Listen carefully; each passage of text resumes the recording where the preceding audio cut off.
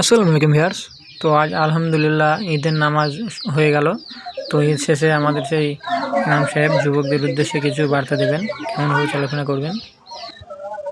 আসসালামু আলাইকুম রহমতুল্লাহ বারাকাত। আজ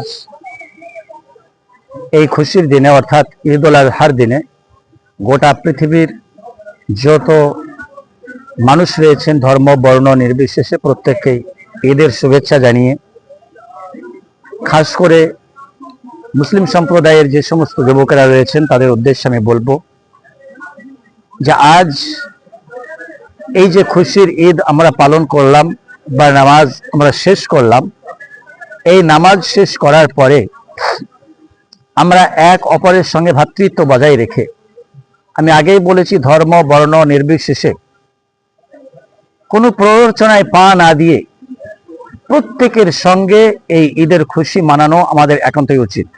তৃতীয় নম্বর বিষয় হলো এই যে আজকের দিনে এই খুশি মানাতে গিয়ে অনেক যুবকেরা রয়েছেন যে গাড়িগুলো এমনভাবে চালায় যেই সমস্ত চলাফেরা বা গাড়ি চালানো দেখে আজকে গায়ের মুসলিম যারা রয়েছেন, অন্য ধর্মের যে সমস্ত বন্ধুরা রয়েছেন, ভাইরা রয়েছেন, তারা আমাদেরকে খারাপ ভাবে মনে করে।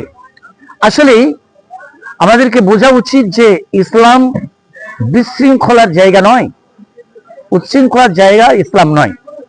ইসলাম হলো জীবনের শুরু থেকে শেষ পর্যন্ত প্রতিটা মুহূর্তই এক শান্তিদায়ক হয়ে সময় কাটানো।